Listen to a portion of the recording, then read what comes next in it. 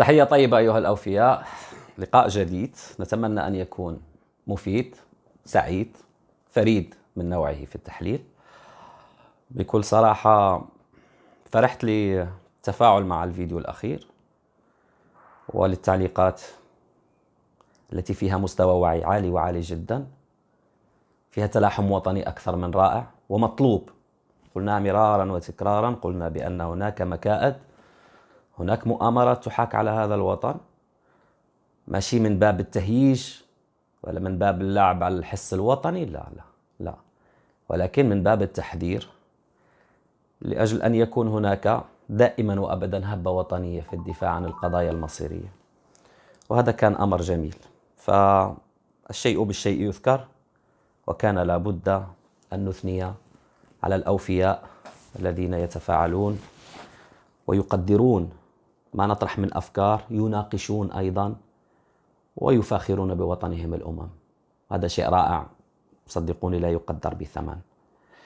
فيديو اليوم فيه فرحة أكيد، ونحن نستشرف مستقبل لبؤات الأطلس في كأس العالم للسيدات الذي انطلق وأجريت فيه بعض المباريات. انتصرت نيوزيلندا وأستراليا الدول المستضيفة، وإسبانيا أيضا، وننتظر المغرب مع الناشونال مانشافت يوم الاثنين إن شاء الله. فيه فرحة بالحديث عن هذا الإنجاز الغير مسبوق، أول منتخب عربي يتأهل للمونديال، عربي أمازيغي، لكي لا يغضب منا الناس، وهو الحال كذلك حقيقة الواقع. هذه الفسيفساء المغربية الجميلة التي تشكل مصدر ثراء لهذا الوطن الرائع على العموم. ولكن قبل ذلك حدثناكم عن ردود فعل التي أعقبت اعتراف إسرائيل بمغربية الصحراء. انتظرت الخارجية الجزائرية بعض الوقت لكي ترد ببيان قال لي أو أسماه يوم أمس في حوار معه على شاشة ميديا تي في عبد الرحيم منار سليمي ببيان المجانين. قال لي كم السباب الذي كان في هذا البلاغة والبيان يؤكد على أن هناك بالفعل غضب، هناك بالفعل قلق، هناك بالفعل توتر. لنتمعن بعض الشيء في البيان ولن أعطيه أكبر من حجمه، بياناتهم وبلاغاتهم تصدر على حدث صغير كما في حدث جلل، فلا يهمنا الأمر. قال لك أخذت الجزائر علما بإعلان السلطات المغربية اعتراف الاحتلال الإسرائيلي بالسيادة المزعومة للمغرب على أراضي الصحراء الغربية، ويعتبر هذا الفعل الصادر عن سلطة احتلال لها سجل أسود في خرق القوانين الدولية وقرار الشرعية الدولية حلقة جديدة في سلسلة المناورات وسياسة الهروب إلى الأمام التي ينتهجها الاحتلال المغربي. إن هذا القرار الذي يعد خرقا فاضحا للقانون الدولي ولقرارات مجلس الأمن ولوائح الجمعية العامة للأمم المتحدة بخصوص قضية الصحراء الغربية يؤكد بما لا يدع مجالا للشك تناسق سياسات المحتلين وتواطؤهم المشترك في خرق القوانين الدولية والدوس على الحق المشروع للشعب الفلسطيني في إقامة دولته المستقلة وعاصمتها القدس الشريف، وللشعب الصحراوي في تقرير مصيره كاملا غير مبتور. إن هذه الخطوة التي لا تعدو إلا أن تكون صفقة مفضوحة. لا يمكننا بأي حال من الأحوال إضفاء الشرعية على احتلال الأراضي الصحراوية ولا المساس بحق الشعب الصحراوي غير القابل للتصرف ولا السقوط بالتقادم في تقرير مصيره طبقا لقرارات مجلس الأمن ولوائح الأمم المتحدة والاتحاد الأفريقي. انتهى بيان وزارة الخارجية الجزائرية بحقد واضح، ربط ما بين الاحتلال الإسرائيلي للأراضي الفلسطينية والمملكة المغربية وما أسموه بالاحتلال في الصحراء الغربية. وأخذ الصحراء الغربية أوكي، خليوها الصحراء الغربية، حيث هناك صحراء شرقية سيتم المطالبة بها. The next step، المرحلة المقبلة لطبل الجاية هي هذه إن شاء الله. على العموم غضب مبرر، ولكن هناك أعراف دبلوماسية أنت اليوم تقول أنك مع تقرير المصير، وأن القضية حين يخاطبك ستيفان دي مستورا مثلا المبعوث الأممي، ولا هوكلر الرئيس الألماني السابق الذي كان مبعوثا أمميا، ومجموعة من المبعوثين الذين تناوبوا على محاولة حل قضية النزاع المفتعل حول الصحراء المغربية، تقولون نحن لسنا بطرف. لا لا لا لا، نحن هذا مبدأ في العقيدة الدبلوماسية الجزائرية، نحن مع تحرر الشعوب وتقرير مصيرهم، والقضية منظورة في الأمم المتحدة. من القضية منظورة في الأمم المتحدة كيف حكمت على المملكة المغربية ووصفتها بقوة احتلال، وقارنتها مع الاحتلال الإسرائيلي للأراضي الفلسطينية، وضعتهم في ميزان واحد. أنا حدثتكم عن مسألة الاعتراف الإسرائيلي وأهميته، هو أن القضية الفلسطينية في جانب وهذه العلاقات الدولية في جانب آخر، ولا مكان فيها للعواطف. وسأعود لتحليل رأيته بالأمس وسأحاول أن أتطرق له بعجالة، والآخر لا نكين بزاف عندنا ديال المواضيع. ولكن في بيان الخارجية الجزائرية إفلاس دبلوماسي حين تقول تقرير المصير إلى غير ذلك. ومن قال لك بأنه حتى لو أجري الاستفتاء في سنواته، وفي حين وافق عليه الراحل حسن الثاني، من قال لك بأنهم لن يختاروا المغرب؟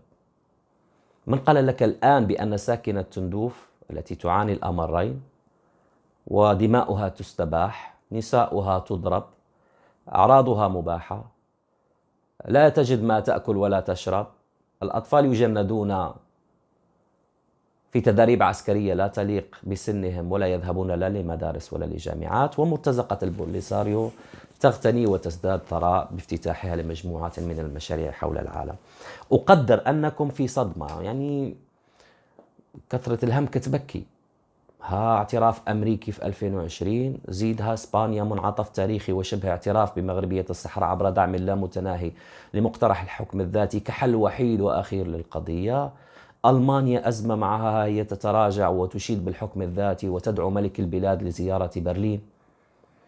البرتغال، المغرب سينظم كأس العالم مع البرتغال وإسبانيا، المغرب رابع العالم، المغرب في طريقه لسيادة طاقية، لسيادة غذائية، المغرب يحطم كل الأرقام القياسية في السياحة، المغرب نساؤه تلعب في مونديال السيدات كأول منتخب عربي يشارك في هذه المسابقة، ونحن نخسر مع الكوت ديفوار ب13 هدفا في شباكنا. المغرب قوة نافذة في الاتحاد الأفريقي للدول، وفي الاتحاد الأفريقي لكرة القدم، وزفيزيف اللي قال نوريكم الدبلوماسية الرياضية حين جاء يخسر في الانتخابات أبا مع الليبي.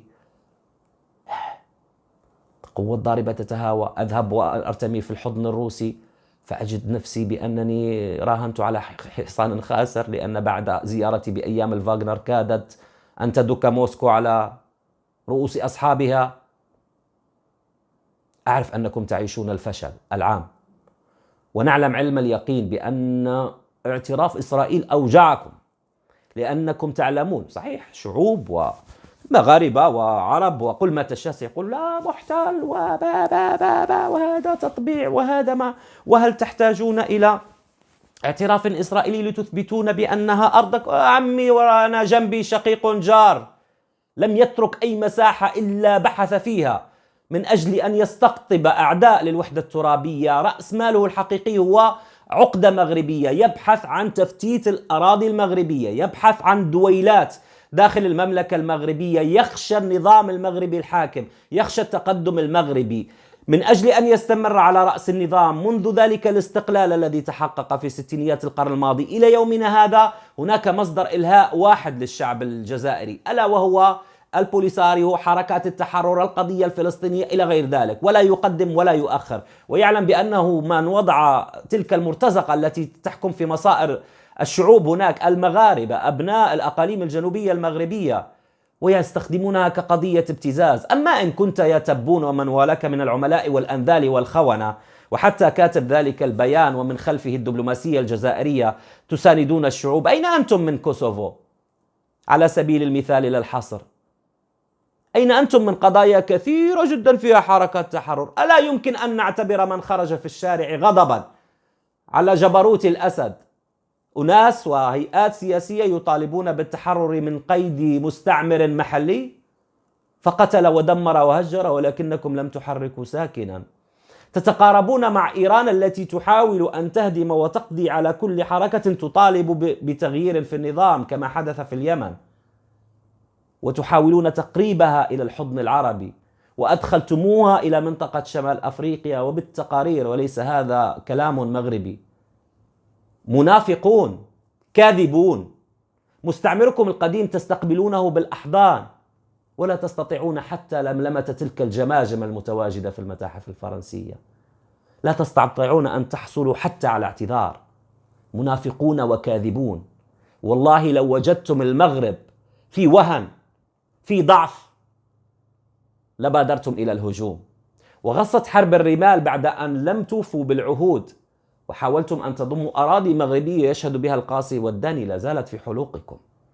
ولكن أخبركم بشيء، اليوم الأمور كلها واضحة، واليوم إجماع دولي، واليوم نعم حين يقول بنيامين نتنياهو في رسالته، شوفوا المغرب سيحاول وسيسعى في السلام، والمغرب لا يحبذ الأقوال ويترك الأفعال، والمغرب حين وضع أياديه البيضاء تمكن من فتح معبر أليمبي أو جسر الملك حسين، سات سوغسات، 7 أيام في الأسبوع، 24 ساعة من العمل.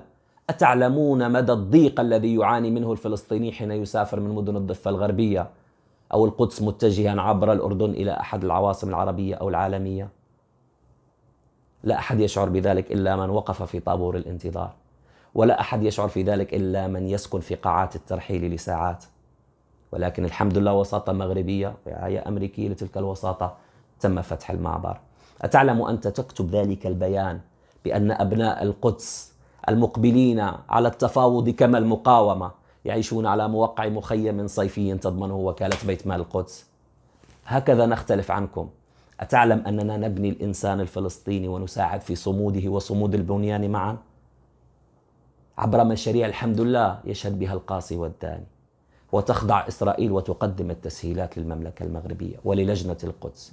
أتعلم أننا من بين القلائل الذين نصدر بيانات التنديد والتهديد ونراسل الأمم المتحدة ونراسل اللجان التي تحدثتم حقوق غير قابلة للتصرف للشعب الفلسطيني وتربطها بما أسميتموهم الشعب الصحراوي؟ هزلت. الشعب الصحراوي في الأقاليم الجنوبية من صحرائنا المغربية يشارك في العمليات الانتخابية، ليس كاستفتاء دساتيركم المزورة أو انتخاباتكم البرلمانية والرئاسية التي تشهد مشاركة هزيلة لم تعرفها الجزائر من قبل. حتى في عهد بوتفليقة أصبحتم تعيشون اليوم في عهد تبون الردة، حتى في عهد القايد صالح لم يحدث ذلك. نضيف لك من الشعر بيت: أبناؤنا في الأقاليم الجنوبية يعيشون على وقع نموذج تنموي رائع. أنتم الذين تعانون قبل مدة بسيطة من عشب لا يصلح إلا لرعي الأغنام والبقر في البليدة ويشتكي جمال بالماضي، أبناء الأقاليم الجنوبية فقط ملاعب القرب بإمكانها أن تنظم لكم بطولة إن أردتم، لا أكثر ولا أقل. اليوم الحمد لله تكرهون الإعلام الذي يوصل الرسالة للمحتجزين في مخيمات تندوف، والذين بالمناسبة اليوم أصبحوا يراسلون بعضهم بعضا ويطالبون بالانتقام مباشرة من النظام الجزائري. اليوم هم في عزلة. اليوم لا حل سياسي ولا حل عسكري في الأفق، أو لا يستطيعون له سبيلا. اليوم هم رهينة لدى نظام عسكري جزائري يستخدمهم كالدمى لقضاء حاجة في نفس يعقوب. ولكنكم انكشفتم. فيما يخص أنهي الحديث عن هذا عندنا أفراح بغينا نهضروا عليها. منتخب الحمد لله واصل لكأس العالم للسيدات، ولدينا أيضا سنعود للجزائر. ولكن قبل ذلك بالأمس شاهد فيديو لليمني أسعد الشرعي ويتحدث عن فرحة بالاعتراف الإسرائيلي بمغربية الصحراء. كان رفقة الدكتور عبد الفتاح نعوم، أجابه الدكتور نعوم. ولكن لأسعد الشرعي الذي يعني تفاديت أن أتحدث عنك وعما تقول، ولا يضيرني أن تستقبل ويعني تجول في المدن المغربية وأن تخلق لنفسك قاعدة شعبية، ولكنني رجل أقرأ ما بين السطور وصحفي أيضا، يعني أعرف كيف يطرح السؤال، وأعرف أن الشيطان يكمن في التفاصيل، وأعرف أن الطريقة واللغة المستخدمة يكون لصاحبها حين يطرح ذلك السؤال أشياء يريد إثباتها. فبالأمس أو أول أمس، ما أعرفش، أنا الفيديو شفته البارح، سألت الدكتور نعوم عن الفرحة. يا أخي، لماذا هذه الفرحة؟ لماذا تحتفون بالتطبيع؟ هل المغرب بحاجة إلى اعتراف إسرائيلي إلى غير ذلك؟ أولا، لم تكن هناك فرحة، لأن السياسة لا تخضع لمقاييس ومعايير الفرح والحزن، وفي السياسة لا توجد العواطف، والدبلوماسية هي فن الممكن. وبالتالي حين تقول أنت وتعبر تماما عن الفكرة الجزائرية بأنه اليوم وكأننا نستنجد بمحتل لكي يثبت تلك الشرعية، يا أسعد، الشرعي غير الشرعي في أفكارك طبعا. نحن لا نحتاج لأحد بالمناسبة، ولكننا لا نعيش منفردين في هذا العالم. نحن نعيش وفقا لعمل متعدد الأطراف، ووفقا لعلاقات ثنائية، ووفقا لشراكات. ونحن نعيش في عالم له أسياد يحركون المال، يحركون الجيوش، يصنعون العلاقات الدولية والقرارات الدولية، ويرسمون لنا ملامح السياسة الخارجية للدول وللتكتلات. وفي نفس الوقت نحن نلعب مع الكبار، وفي هذه اللعبة لدينا قضية وطنية مركزية تعتبر أولويات السياسة الخارجية المغربية. فيرى المغربي أرض قلميم وطنطان كما يرى الفلسطيني تماما يافا وحيفا ونابلس وغزة وطول كرم وجنين. هو ذات الشعور. نرى بأن هناك خطر يتهدد هذه الأراضي المغربية، ولا نمد أيدينا متناسين التزاماتنا الوطنية أو حتى العربية والإسلامية، بل على العكس نوازن بين هذه وتلك. ومسألة الفرح من عدمه، رأيت الإعلام الأجنبي العربي منه والجزائري والدولي حتى يناقش حيثيات هذا القرار الإسرائيلي أكثر منا كإعلام مغربي، ولم نناقشه من مبدأ ومنطلق الفرح والترحيب والحزن، بل ناقشناه بناء على الوقع الذي سيكون لهذا القرار، وبناء على شراكة اليوم مع إسرائيل وفقا لخصوصية مغربية، ولكن وفقا أيضا للسيادة المغربية والتوجيهات المبدئية التي كانت في الإعلان الثلاثي. كي أزيدك من الشعر بيتها أسعد الشرعي، ربط استئناف العلاقات باستئناف عملية السلام. الأمر مفهوم؟ وإن سألت الفلسطيني اليوم هل تريد جزائر تقول لك مع فلسطين ظالمة أو مظلومة، وتقدم مساعدات من فوق وتحت الطاولة لقيادات بارزة في هذا الفصيل أو ذاك، وتلعب على أخذ اللقطة وتلعب على المشاعر في مباراة لكرة القدم، ولكنها لا يوجد لها أي مشروع بنيوي داخل فلسطين، سيقول لك لا أريد الشعارات والمزايدات. أعطني مغرب يبني مستشفى ميداني عسكري في قطاع غزة أبان الهجوم الإسرائيلي. أعطني مغرب يبني مطار غزة بمهندسين مغاربة وبأموال مغربية. أعطني مغربي يبني كلية للزراعة والبيطرة في غزة. أعطني مغربي يدعم صمود القدس والمقدسيين هناك في فلسطين بالأفعال وبالأموال وبميزانية مغربية تساهم فيها الدولة ويساهم فيها الملك من ماله الخاص ويساهم فيها المواطن المغربي. في الأسواق التجارية يتم التبرع عبر صناديق لتصل المشاريع إلى 400 مشروع ويزيد، وتشمل أطفال وصغار وكبار، مرضى وثكالى. هذا ما يريده الفلسطيني. وأعطني قبول في الداخل الإسرائيلي الذي أصبح يحكمه اليوم اليمين المتطرف من أجل استئناف عملية سلام. حبيب بورقيبة زار فلسطين، زار يافا في 1962 على ما أعتقد، قبل حتى هزيمة الأيام الستة حرب 77. قال لهم إنهم في الجوار يستقوون بكل قوى العالم وهم قلة اليوم، حاولوا أن تبنوا دولة إلى جانبهم. ضربوه بالطماطم. اليوم أين هي حدود 67؟ أين هي الضفة الغربية التي جزئت؟ المشكلة فيكم أنكم تفتون وتقدمون الفتاوى ولا تعلمون أيضا ما يشعر به الفلسطيني من الداخل، لا في الشتات ولا حتى في الأرض المحتلة. المشكلة فيكم أنكم تنظرون وحتى وجوه أخرى فلسطينية تبدأ بالتنظير وتملك الكثير من الأموال طبعا من الإعلاميين مثلا لم يفكروا ذات يوم أن يفتحوا كلية إعلام في قطاع غزة ولا في رام الله ولا في الضفة الغربية ليصنعوا مقاومين عبر السلطة الرابعة كما تسمى، ألا وهي الإعلام.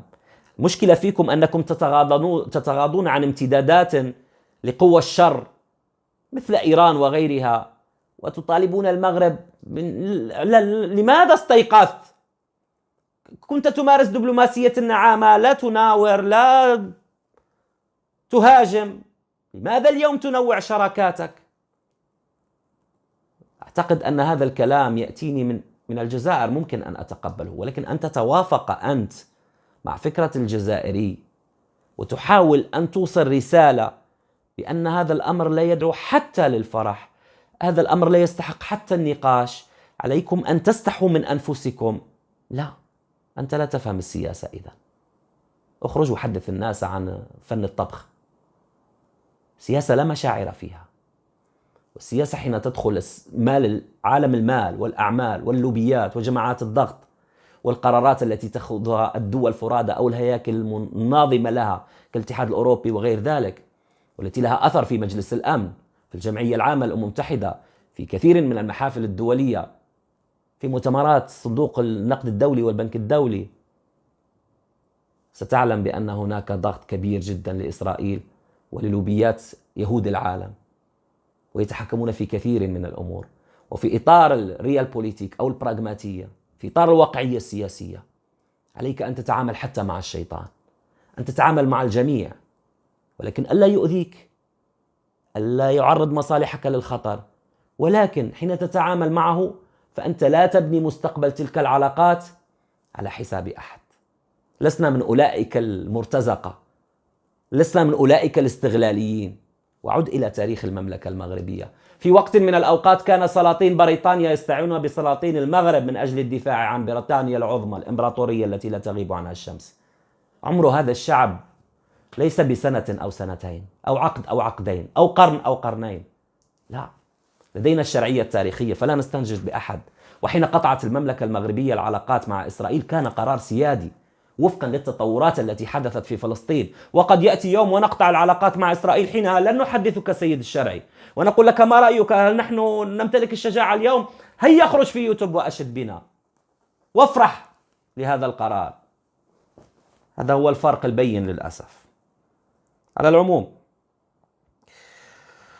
والله ما عرفت نمشي للمنتخب الوطني للسيدات أم لا، لأنه الوقت داهمنا ولا أود الإطالة عليكم، ولكن سأعود إياكم للجزائر. وما في الجزائر ما يحدث هناك غضب كبير وكبير جدا. موضوع كنت مريض ما هدرتش فيه ولكن بقت وحلة لي بالعربية تاع عربية، بغيت نهدر فيه. قبل ما نهدر فيه خلينا نشوفوا هاد الناس، لأنه بكل صراحة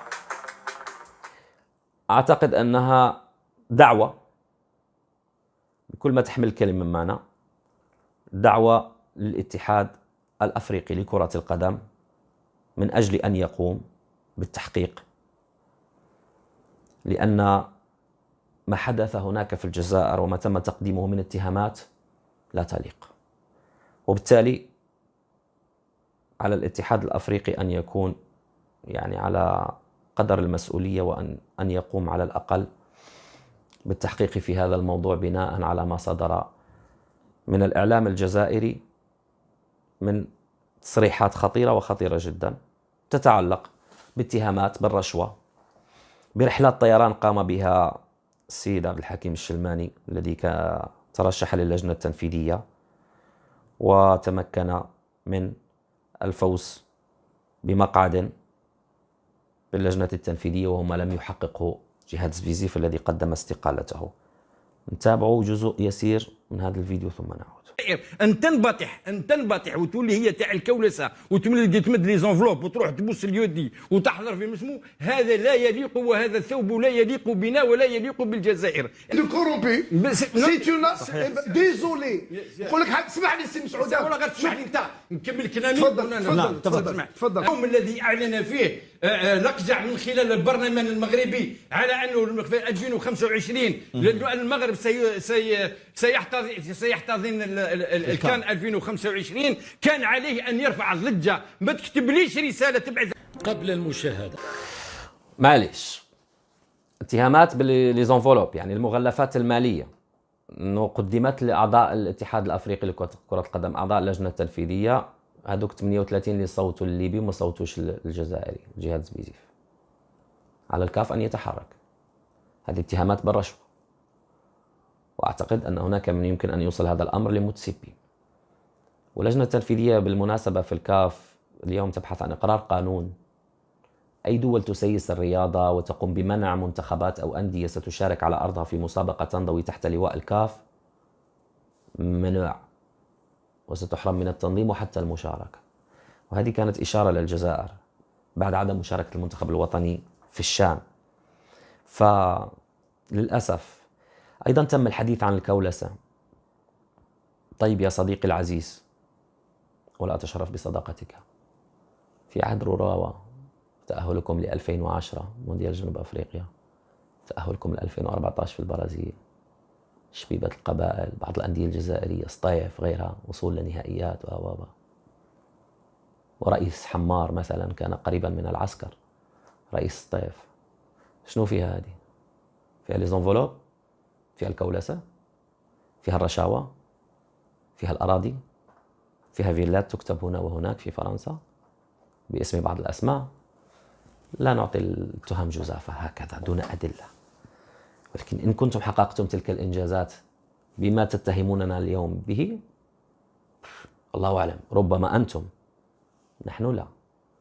نحن ما حققناه اليوم جاء بناء على استراتيجية على المستوى الوطني، رؤية ملكية في ندوة وطنية درناها في الصخيرات في 2008، قلنا نحن متخلفين كما فعلت كل الأمم المتقدمة. اسمع مزيان، لأنكم اليوم تدمرون الرياضة الجزائرية. نظرية المؤامرة ستقتل كل ما هو جزائري، والدليل أنكم انهزمتم مع من؟ شحال؟ في البارح المنتخب الوطني النسوي واسمه يخسر 13 حارس، خسرنا مع كوت ديفوار ثقيله. نعم 13-0. اليوم ولا المنتخب الجزائري النسوي يخسر 13-0. هنا في الجزائر جاو حكام حقرونا، جاو انديه حقرونا، جاو منتخبات بارك ما تحقروهم، بارك ما تحقروهم، الله يرحم لكم الوالدين، بارك ما تحقروهم. قلت لكم أصدقائي في التحليل الرياضي في الجزائر على الشاشات والصحف والمواقع، إن استمريتم وتماديتم في مسألة الكولسة، نظرية المؤامرة، ستقتلون النهم، ستقتلون الرغبة بالعطاء والإنجاز لدى الرياضي الجزائري. حاولوا أن تبتعدوا عن هذه الأمور، أن يكون هناك تركيز في العمل. كما قلت لكم كانت لدينا مناظرة وطنية، كانت رسالة ملكية، بدأت المشاريع تتساقط تباعا، أكاديمية في كرة القدم، ملاعب من الجيل الجديد. أنتم حتى جاءتكم الغيرة من المغرب عديتوا كتبنوا ملعب نيلسون مانديلا، ملعب بابا. حنا درنا 1 3 4، ها مراكش، ها فاس استحدثناها، طنجة، وها أكادير، والقائمة تطول. وكان هناك نتاج لهذه السياسة الرياضية داخل المملكة المغربية، ولم نستحي أو نتهم هنري ميشيل بالخيانة حين قال بأنكم لا تملكون سياسة رياضية. بل بالعكس، قمنا بتغيير القوانين وقمنا ببعض المنجزات، صرفنا الأموال على الكرة النسوية، وها نحن اليوم الحمد لله نرى اللبؤات هناك في أستراليا، ويستعدون لمواجهة المنتخب الألماني صاحب اللقب مرتين في ميلبورن. كلنا فخر وإباء واعتزاز بما يتحقق اليوم. وفي الختام للأسف غنخصص فيديو لبؤات الأطلس إن شاء الله، ولكن طولت شوية. في الختام، مالكم مع هذا؟ لقجع لقجع لقجع لقجع لقجع لقجع لقجع لقجع لقجع لقجع لقجع لقجع لقجع لقجع غادي عبد الرحيم لقجع لقجع لقجع لقجع لقجع لقجع لقجع لقجع لقجع. ليس دفاعا عنه ولا يحتاج لمحامي دفاع، ولكنه رجل يصل الليل بالنهار، رجل يعرف كيف يتحكم في المال ويسخره من أجل الإنجاز، ولكنه لبق متمكن من اللغات، دبلوماسي أنيق في تعامله مع الآخرين. رجل حظي بثقة ملكية في مناصب عدة، وهو على رأس الجامعة الملكية المغربية لكرة القدم، يعمل أكثر مما يتكلم. هذا هو الفرق. لا آتي أنا كخير الدين زطشي وأضع المغرب في بوتقة اهتماماتي وأنسى كل شيء له علاقة بالمنتخبات والأندية الجزائرية، فأضيع في قرارات للاتحاد الأفريقي لكرة القدم في قلب الرباط تقول لأحلامكم الوردية في إدخال بوليساريو جمهورية صندلستان إلى الاتحاد الأفريقي لكرة القدم، انطردي الآن من الجدول. بفضل هذا الرجل وطني يعمل من أجل بلده، يقدم الغالي والنفيس من وقته وجهده من أجل المنتخبات والأندية الوطنية، انفتح على ورش جديد اسمه الكرة النسوية. وأنا أعتذر لكم، ستقولون لقجع لقجع لقجع لقجع، لأنه ستأتيكم أنباء الحدث الرياضي الأبرز اليوم اللي هو مونديال السيدات، وستجدون أن التمثيلية العربية الأمازيغية الأفريقية فيها مملكة مغربية. أنا آسف. وقد تعيدون شريط فتيات البلياردو، فازوا أيضا على مجموعة من، وربما تمشوا لعبة كرة القدم الإلكترونية تجدون المغرب في ربع النهائي، وفي الفروسية واش نقول لكم، والله غالب، تحملونا. سلامة.